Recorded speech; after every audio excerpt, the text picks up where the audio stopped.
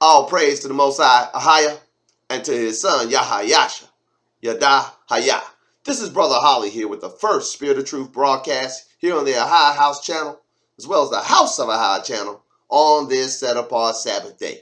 First and foremost, as always, like to give all glory, praise, and honor to the great I am, he who is, was, and is to come, the Almighty One, Yada Haya, and to his son, Yahayasha Messiah, who gave himself for us that we might have life, and that life is in him, Yada Haya. Now, if I seem a little fired up today, there's a reason. I am feeling much better, children. Has been so gracious unto me. He has relieved me of almost all that nasty affliction I was suffering under for the past almost month. I just give him praise. I'm getting my rest now. My strength has come back. I'm breathing easy. I'm not coughing every third breath. So I just give a high praise and glory for his willingness to restore health to my flesh, his willingness to keep me in my time of affliction, and his general goodness to me and those I'm associated with. All praises to him. Yada Haya. So be it. Amen. Now, what we're going to be talking about today, we'll be speaking from the Learn Paleo Hebrew Torah, Lashawan Kodash, Holy Tongue, Yasha Ahaya Bible Scriptures, and we'll be in the New Testament for the entirety of this presentation. But what we're going to be talking about today, I consider what I consider the Hebraic Faith 102, graduate level stuff. And when we start talking about this, you'll see what I mean. It talks about in Hebrews chapter 6, the basic tenets of the faith toward higher, repentance from dead works, the laying on of hands, the resurrection from the dead, those kind of things. These are like the base level stuff. But what we're going to talk about today is more of going on to perfection part. We got to have the basics down and ground. We have to be grounded in the truth and know the basics backwards and forward. Not only so we can communicate to others, but we can live out our life here on this planet, pleasing to Ahai in all things. So, but what I'm talking about today is like the next level, the going on to perfection kind of thing, the where we understand not only what we say and do has an effect on our sanctification, but how what we say and do can have an effect on our brother or our sister's life in the faith. And we're not to be an impediment to we're not to be an impediment to each other's faith. We're to be supportive of each other in as much as possible in all things. We're not to judge one another, for example, but we're to judge this rather that we don't put a stumbling block in each other's way. And we're going to read that in a moment. So turn, if you will, in your book of scriptures to Romans chapter 14. And we're going to read the entirety of this chapter in this first broadcast. So buckle up. There'll be some explanation and hopefully the examples that the Spirit of Ahai has led me to will be edifying. It may be a wee bit controversial. And I'm not here to try to provoke you. I'm here to merely educate you, enlighten you, and perhaps give you something to think about and something to consider the next time you might want to judge a brother or sister that's exercising a freedom that you just don't understand or see. I'm being very careful, children, with this because, like I said, if we're going to go on to perfection, we're going to have to have a firm foundation in the 6 basic tenets of the faith found in Hebrews chapter 6. But to go on to perfection, we're going to have to be willing to delve into some of the deeper things that the Apostle Saul, the Apostle Peter, Kepha, James, things found in the Revelation, some of the deeper things. And we can only do it with the assistance of Ahiah's kind and merciful spirit of truth. We can't do it on our own steam. We can't do it by reading books and commentary. We're going to be led by the Spirit into these things. So I pray right now in the name of Yahayasha that the Spirit of Ahai be with us all, opening our minds and our hearts that we may receive the truth from the Scriptures, that we would know the truth and the truth would make us free. All praises. Amen, so be it. Romans chapter 14, verse 1. Him that is weak in the faith receive ye, but not to doubtful dispensations. We start highlighting. What does that mean, Brother Holly? We're to receive our brother that's weak or sister that's weak in the faith. But we're not to stand in doubt of them. We're not to stand in doubt of the sincerity of their faith or the sincerity of their confession of faith. Just because we see them do things that we know better than, or that we ourselves are free to, but they wouldn't touch it with a 10-foot pole. And we're going to look at that in a moment. Verse 2, Romans 14:2, for one believes that he may eat all things. Another who is weak eats herbs or vegetables. So here it is. It's letting us know that the strong in the faith believe they can eat anything. They can eat meat. But those who are weak in the faith, they're the vegetarians of us. Now there's some people in the Hebraic faith who wouldn't touch meat no matter what. Even though Torah says that certain meats are clean and certain meats are unclean, they won't eat meat at all. And it's letting us know that the ones who refuse to eat meat, who only eat vegetables, the vegetarians amongst us, are considered weak when it concerns the faith. We're to receive them, and we're not to stand in doubt of them, as verse 1 told us, but it's just pointing out that they're going to be amongst us, and they are weak. And they're not weak physically, they're weak spiritually, because they just won't receive the liberty that's provided to them from the word.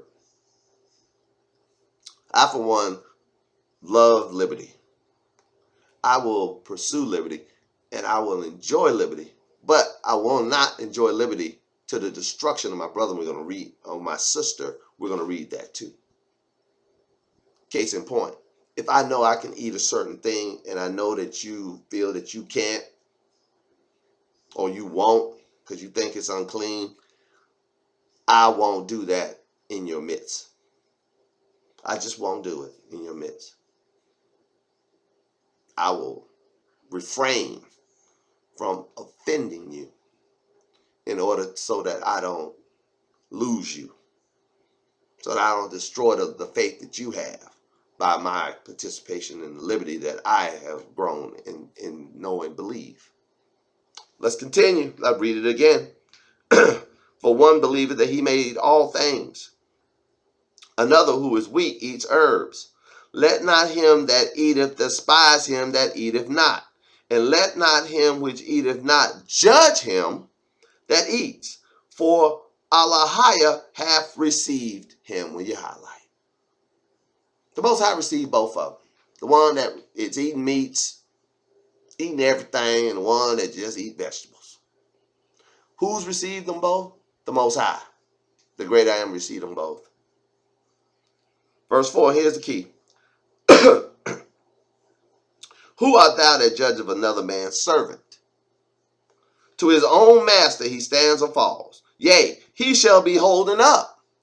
Now, most of you would think when it comes to a place where it says, to his own master he'll stand or fall, you would think that that's just how it's going to be. But you're not going to fall. You're going to be held up. Either if you're weak eating vegetables or you strong believing you can eat anything. Both are going to be held up. Because both are someone else's servant other than the person judging them. The one that's eating meat judging the ones that don't eat as being weak, even though the scriptures say they're weak, but we're told not to judge them. And the ones that don't eat meat thinking that the ones that do eat meat are some kind of, cannibalistic flesh eaters, and they're just walking outside of the spirit and the intent of the scriptures. They're told not to judge us. We're told not to judge them. Why? Because I don't work for you. You're not my savior. You're my brother, my sister. And I'm not your savior. I'm your brother. So I'm told not to judge you, and you're told not to judge me. And we're going to see what we can judge in a moment. Romans chapter 14, verse 4, who art thou the judge of another man's servant? To his own master he stands or falls. Yea, he shall be holden up, for a higher is able to make him stand. Will you highlight? Now we're going to get a little deep. First we were talking about meat. Now we're talking about days. Oh boy, here we go. Like I said at the beginning, this is Hebraic Faith 102. This is graduate level stuff. Let's hear it. One man esteems one day above another. Salak, forgive me. One man esteems one day above another. Another esteems every day alike. Let every man be fully persuaded in his own mind. Will you highlight? Now, how many of you have heard someone say, well, I worship the Lord every day.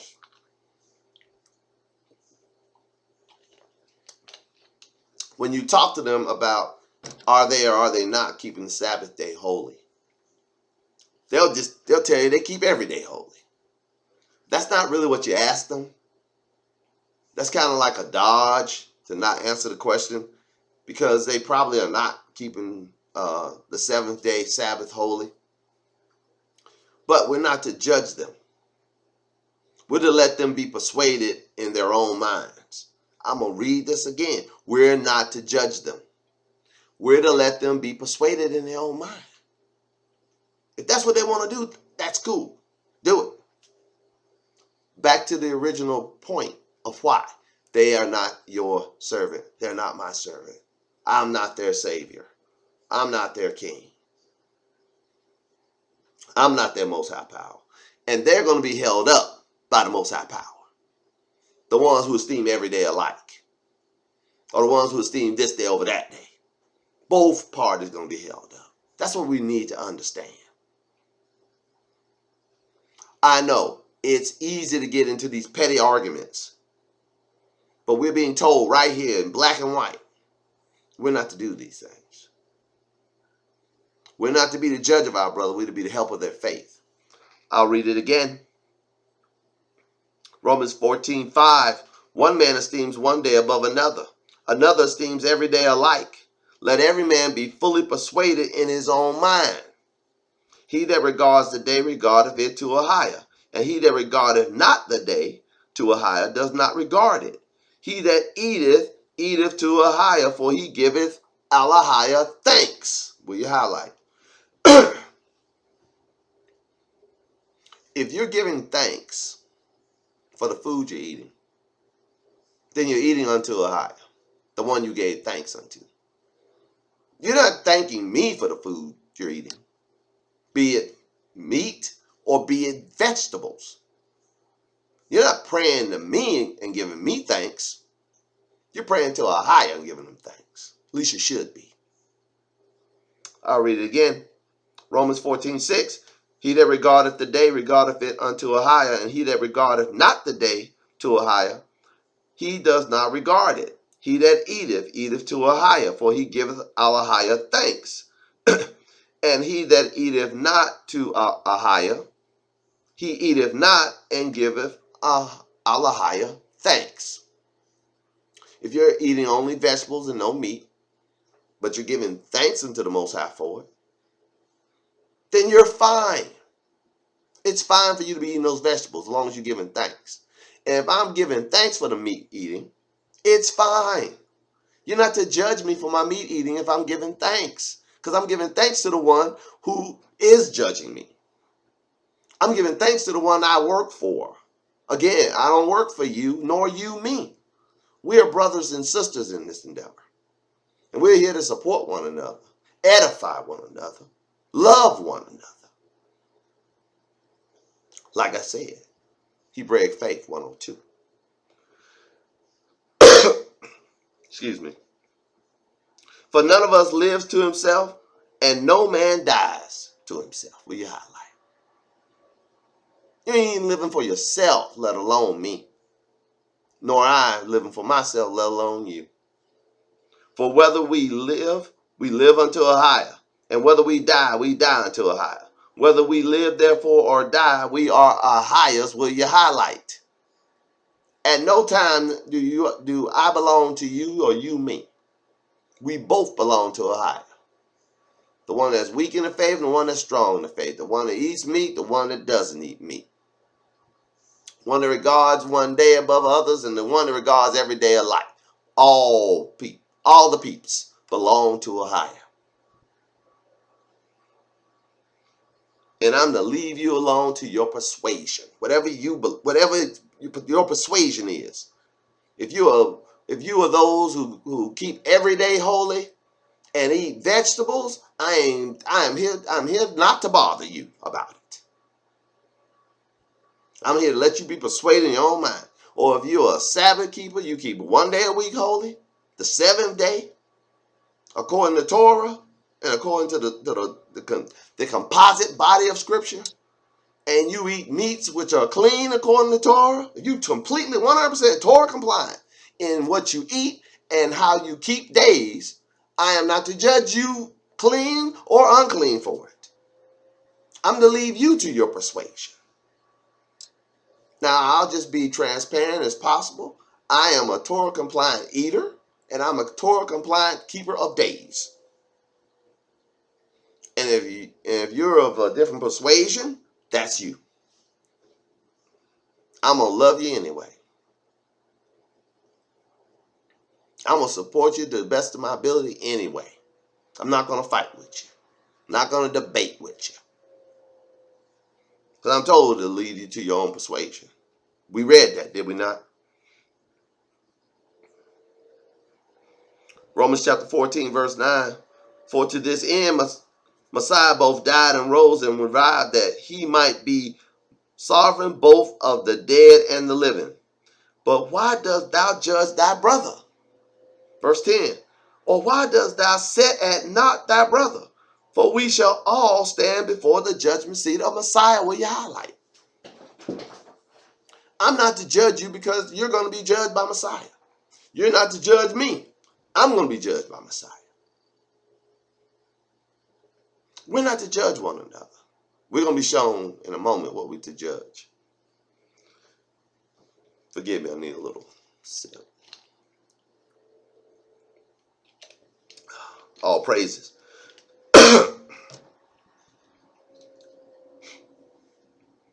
Romans 14:10 again. But why dost thou judge thy brother? Or why dost thou set at naught thy brother? For we shall all stand before the judgment seat of Messiah.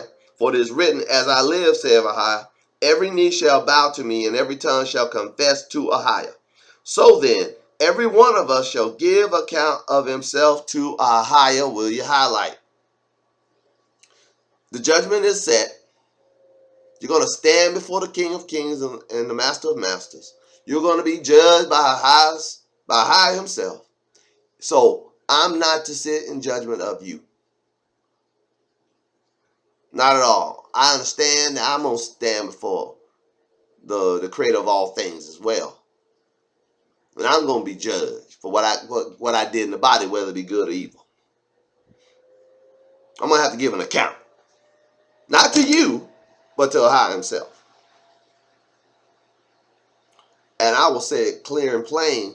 That's one of the reasons I try to stay as Torah compliant as possible on a daily basis. Because I know that this day is going to come.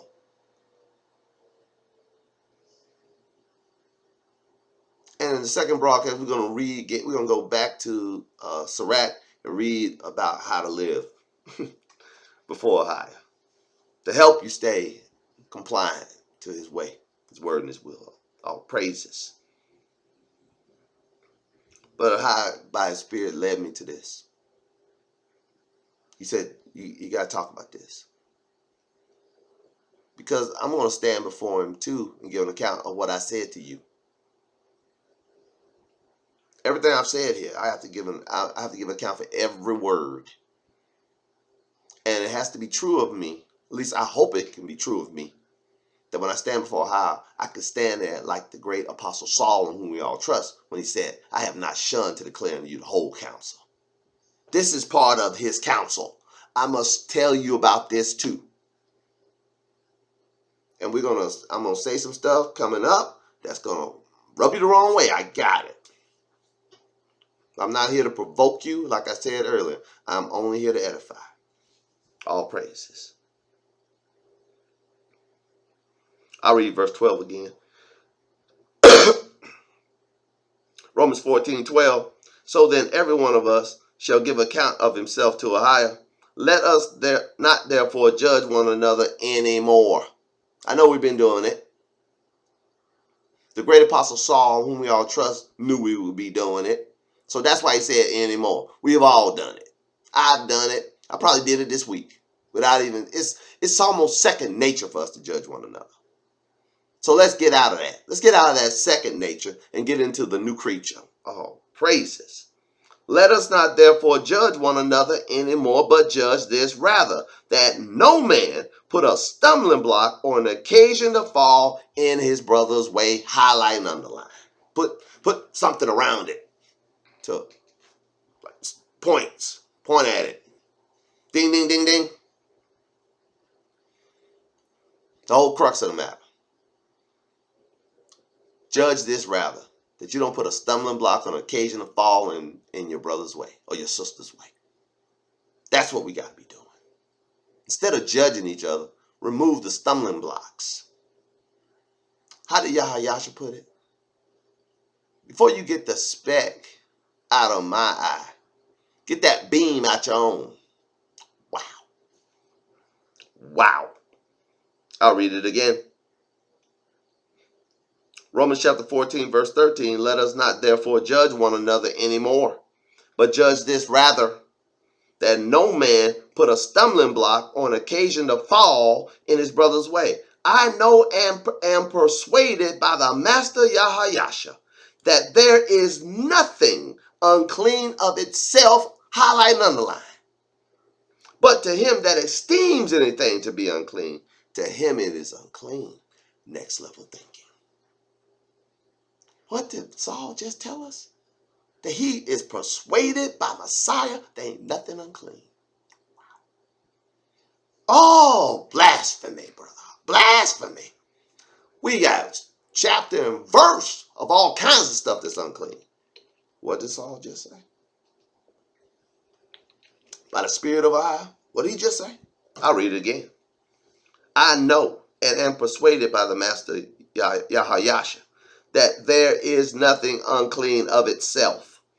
But to him that esteems anything to be unclean, to him it is unclean. I'll just give again some more transparency of myself. I esteem a lot of things to be unclean. I esteem all eating of pork, no matter where it comes from or what kind of pork it is. It could be wild boar, domesticated pig, whatever. I look upon all swine eating as unclean. As I stated earlier, I try to stay as compliant to Torah as I possibly can. Because I understand I will be judged on these things. I esteem all eating of rabbits to be unclean, no matter what kind of rabbit it is. All snake eating to be unclean. All eel eating to be unclean. All catfish eating to be unclean. All lobster eating, no matter if it's a blue lobster or a white one. I esteem all lobster eating, all crab eating, snow crab, blue crab, baby blow his nose crab, whatever kind of crab it is. Unclean. But I don't esteem all shrimp eating to be unclean. Oh, blasphemy again, brother. Blasphemy. Calm your nerves. I said I would say things today that might provoke you. There are very few types of shrimp, maybe 7, that are open ocean shrimp, free swimmers, that both have fins and scales. They're shrimp. They're in the shrimp family. But this type of shrimp, and the royal red shrimp that's found in the Gulf of Mexico and off the coast of South America, is a deep water, open swimming in schools, like fish swim in schools, shrimp that has both fins and scales. It has scales on its belly that it uses like oars to propel itself through the water column, and it has scales on its ectoskeleton, on its shell. It has teeny scales on the outside of its shell that compress around it when it's a deep water shrimp. Some of them are found 1,000 feet down. And as you know, the deeper you go in water, the greater the pressure is on anything you put on the water. So the way it can survive, it has these scales on the outside of its exoskeleton that fold down and overlap each other to protect it from being crushed by the water pressure, and to make it more visceral or higher viscosity level as it moves forward and backwards through the water. I read the research papers on it.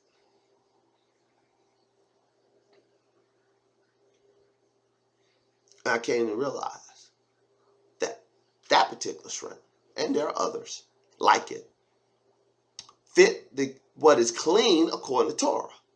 Something that in the waters, in the oceans, in the seas, in the lakes, in the streams, and the rivers that have both fins and scales. As opposed to a tiger prawn, who's a freshwater shrimp that lives in rivers and streams and lakes and ponds, even retention ponds in some parts of the world. It doesn't have scales. It has fin, it has a tail fin, but it walks along the bottom, eating inorganic matter and aquatic plant life. The inorganic matter is fish poop. That's what tiger prawns eat. They're not out in the ocean swimming free, eating plankton and other small microscopic creatures. They're not carnivorous. They're herbivores, whereas royal reds are carnivorous. They free swim. They're never on the bottom crawling alone. They're always swimming. And they have scales on their bellies, as I said, and covering their entire exoskeleton to protect them from the depths, the water pressures of the depths, to make them more resilient in that environment. A tiger prawn doesn't need scales. It could be in water as shallow as a couple of inches. So, are tiger prawns clean? Absolutely not. Are royal red shrimp clean? Absolutely. Both are shrimp. Both are crustaceans. But only one of them has fins and scales. The other one does not. But I'm not to judge you for your eating of something that I would view it as unclean. Or vegetables, if you don't eat meat at all. Why am I not to judge you? Let's read it again. Romans 14:13. Let us not therefore judge one another anymore, but judge this rather, that no man put a stumbling block on occasion to fall in his brother's way. I know and am persuaded by the Master Yahayasha that there is nothing unclean of itself. But to him that esteems anything to be unclean, to him it is unclean. You might not esteem tiger prawns to be unclean. You might not know any better. Or you just might not esteem them to be unclean. I know that they're unclean according to Torah. So I esteem them to be unclean. For me, they are. Tiger prawns, the crawlers, the muck eaters. But the free swimming royal red shrimps, the ones with the scales on their bodies and on their bellies, and with the fin on the tail so they can swim, they fit Torah compliance for being a sea creature with fins and scales. But wait, there's more. Let's continue.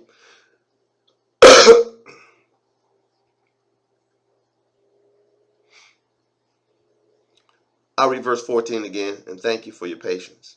And thank you for putting up with me with my dry throat. I know and am persuaded by the Master Yahayasha that there is nothing unclean of itself, but to him that esteems anything to be unclean, to him it is unclean. But if thy brother be grieved with thy meat, now walketh thou not charitably. Destroy him not with thy meat, for whom Messiah died. What are you saying? What is the Apostle Saul saying, brother? I'm not to destroy you with my liberty. I'm not to eat a big old basket of raw red shrimp that have been cooked, battered, and fried in your face. You be like, oh, blasphemy, blasphemy. Brother Holly's eating unclean food. I could go into grave detail. Oh, no, brother, sister. These are clean shrimp. Oh, no, you'd say. And there'd be a big what to do about it. I'll be pulling out white papers to research. See, read for yourself. Oh, no. You just trying to justify your sin. So, to avoid all that, I'll act on verse 15. But if thy brother be grieved with thy meat, now walketh thou not charitably. Destroy not him with thy meat, for whom Messiah died. Let not then your good be evil spoken of. I can't even let you know that I'm doing something that you would think to be unclean. Now, we know and are persuaded by Messiah that there's nothing unclean of itself. But to whomever esteems something to be unclean, to them it is unclean. And like I said earlier, I esteem a lot of things, almost everything, to be unclean according to Torah. That Torah says it's unclean, I esteem it to be unclean. Unless I know better. I just happen to know about the royal red shrimp and the tiger prawns. I just happen to know that. But armed with that knowledge, I'm not to flaunt that in your face. I wouldn't be walking in love toward you if I did. And you got all offended by my liberty. Let's read it again. Romans chapter 14, verse 15. But if thy brother be grieved with thy meat, now walketh thou not charitably. Destroy not him with thy meat, for whom Messiah died.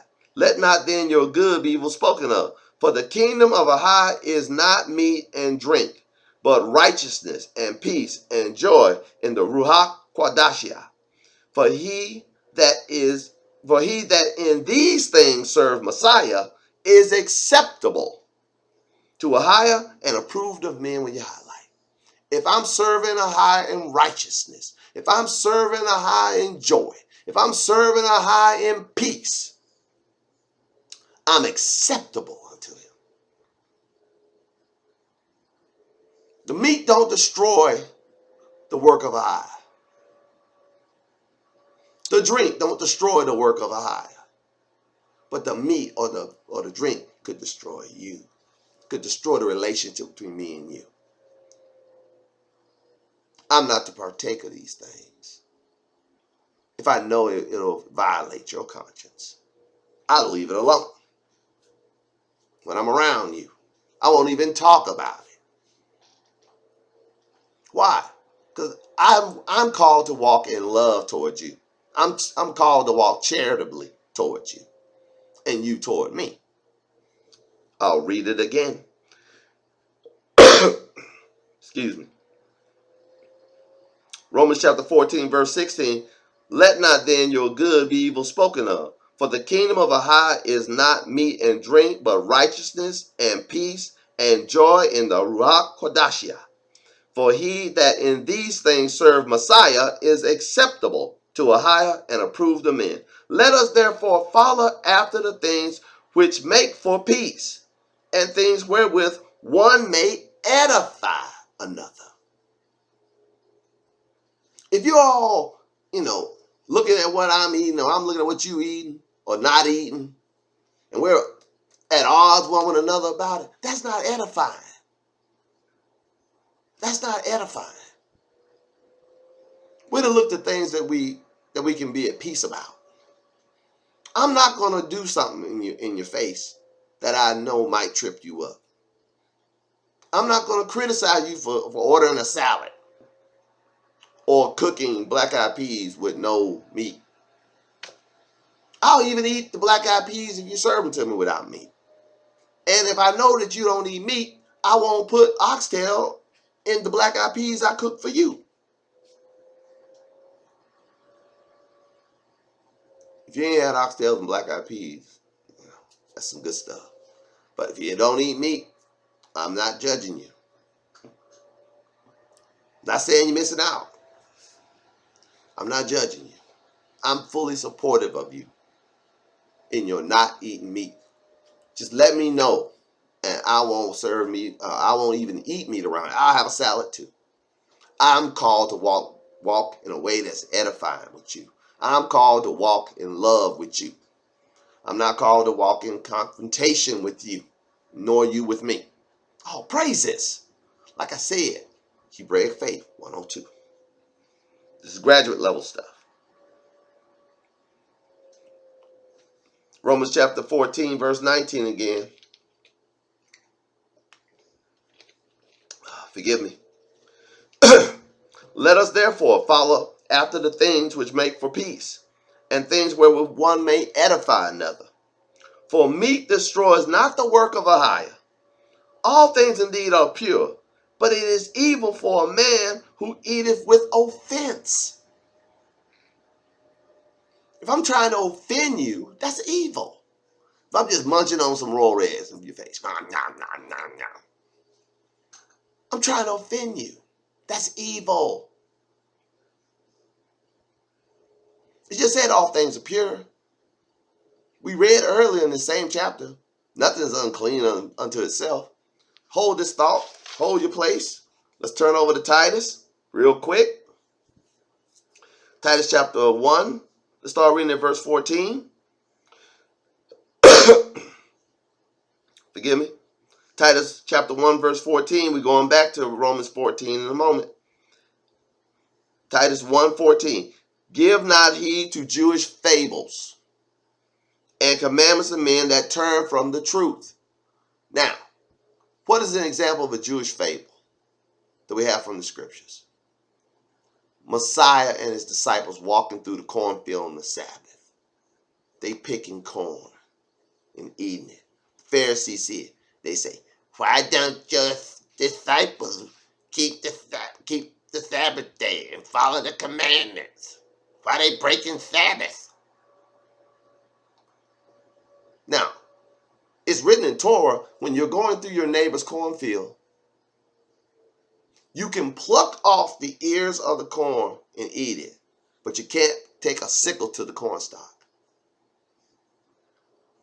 Torah supported the eating of corn from the stalk on the Sabbath, on any day.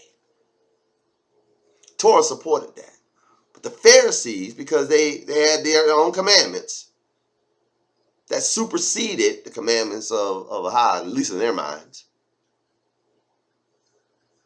they had made it unlawful to do something that was lawful. Now you can't do that on Sabbath day. So that's a Pharisee talking. That's someone who follows Jewish fables and commandments of men that turn away from the truth. What's the truth? Torah gave you the truth when you're walking through the field of your neighbor, your fellow Afro-Hebrew, your fellow child of Jacob. You're walking through their field, and it's a cornfield. You can pluck an ear off the cornstalk and eat it. They didn't cook it. They just plucked it off and ate it raw. But you can't put a sickle to their cornstalk. You can't do that. That's what's forbidden, not the eating of the corn. What they were doing was in line with Torah. And what the Pharisees were complaining about was their own beliefs. And so many of us got our own beliefs. We got our own Jewish fables. We got our own Hebrew fables and commandments that turn from the truth. We make stuff up. And my last point in this presentation is going to be another controversial subject about stuff being made up. But let's continue. Titus chapter 1 verse 15. Unto the pure all things are pure, but unto them that are defiled and unbelieving is nothing pure. But even their mind and conscience is defiled. See, if you're a pure mind and heart, all things are pure. But if you are not of pure mind and heart, ain't nothing pure. Verse 16, and this is why. They profess to know Ahiah, but in works deny him, being abominable and disobedient to every good work reprobate. If you're just an old reprobate coming to judge me, then you're just an old reprobate. Ain't nothing pure for you. Everything is evil for you. But if you're weak in the faith judging me, I'm to walk charitably before you. It's a difference. If you're a weak brother or sister in the faith that is not well educated on what is and is not fit to do, and I know what is and is not fit to do, or if you know and I don't, we're called to walk charitably one toward another. I'm not to rub my liberty in your face. If I know this will offend you, I'm not to do that. Because that kind of action is evil. Back to Romans 14.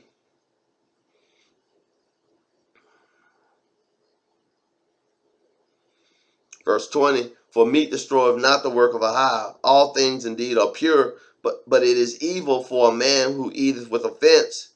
It is good neither to eat flesh, nor to drink wine, or anything whereby thy brother stumbles, or is offended, or is made weak.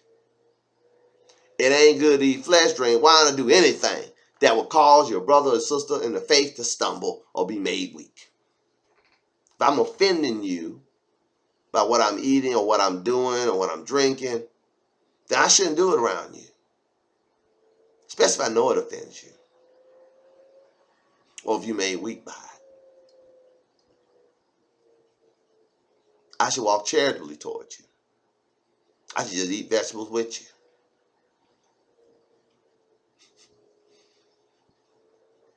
I should not eat clean foods that I know are clean, according to Torah. You may not know they're clean. You may think that all these things are unclean. The example of the royal red as opposed to tiger prawns. One clean, the other not. But you don't know. You think all shrimp is unclean. You may have believed that up until this moment. And that's fine. I mean, you may still, you got to be persuaded about these things in your own mind. Remember we read that? You have to be persuaded about these things in your own mind. I'm not here to persuade you or anything. I'm just here to tell you I'm going to walk charitably with you. No matter where you are on the scale.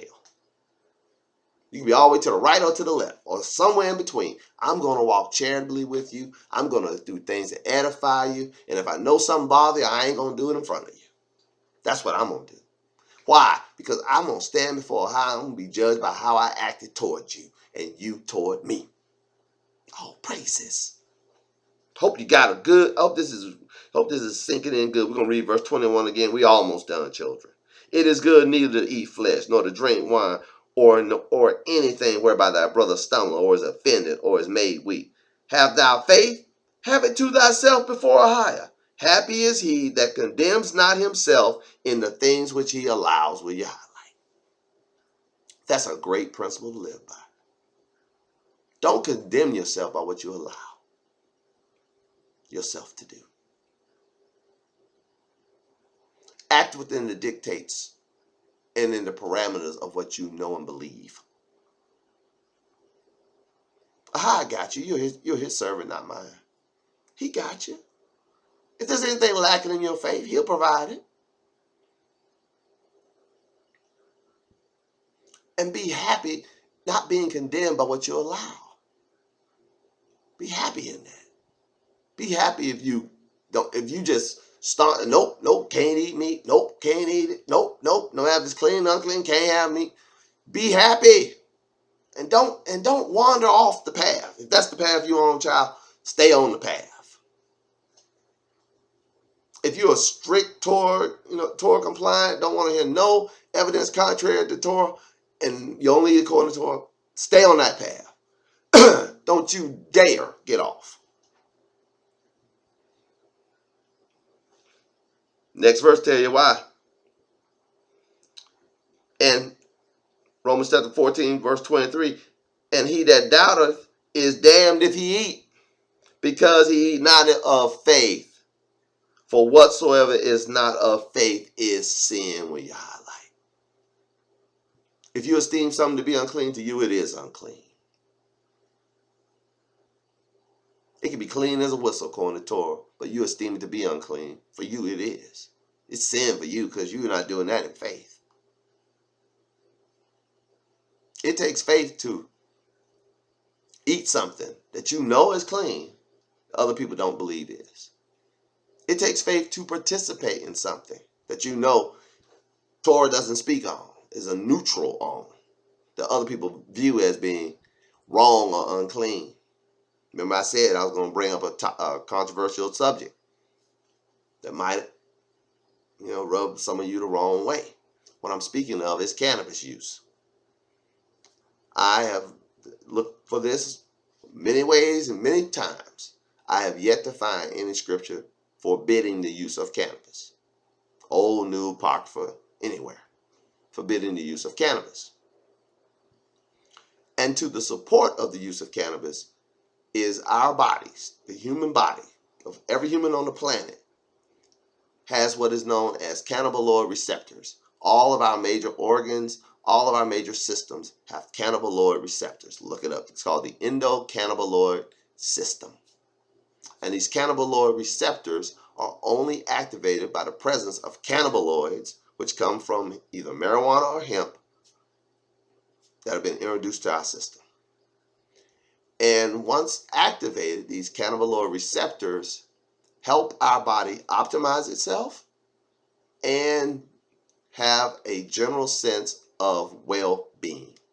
The only thing it does. It helps the nervous system optimize itself. It helps the circulatory system optimize itself. It helps the digestive system, the immune system optimize. The function of the organs optimize. Every organ, it's just millions and millions of these receptors. There's billions of them in your body, and they're only turned on by the introduction of various cannabinoids.